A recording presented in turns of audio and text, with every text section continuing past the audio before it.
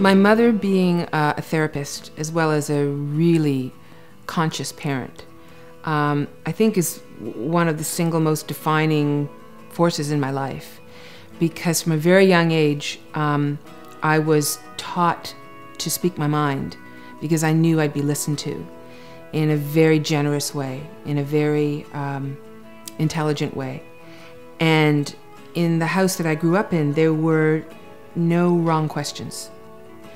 And the spirit of inquiry and the spirit of intrapersonal discovery was just the culture that I grew up in. In fact, my mother used to love to tell a story of a brother of mine who, at one pithy dinner table conversation, said to my mom, "Can't we live an unexamined life?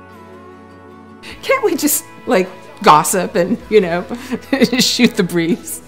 My children and my husband have been amazingly supportive. I asked their permission before speaking about personal anecdotes that I wrote about in my book.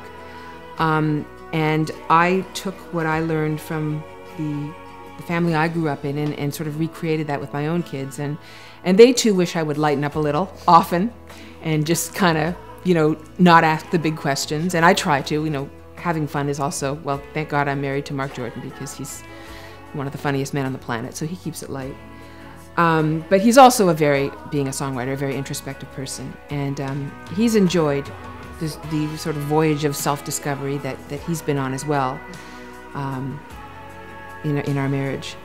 But there's a great anecdote that when I was part of that CAMH campaign and speaking publicly about having had postpartum depression, and Zoe was, I guess, 14 or 15 at the time, and she came home from school one day looking a little rattled, and she said, "You know, Mom, one of my friends said that you're out there speaking about postpartum depression, and that meant that you tried to kill me when I was a baby."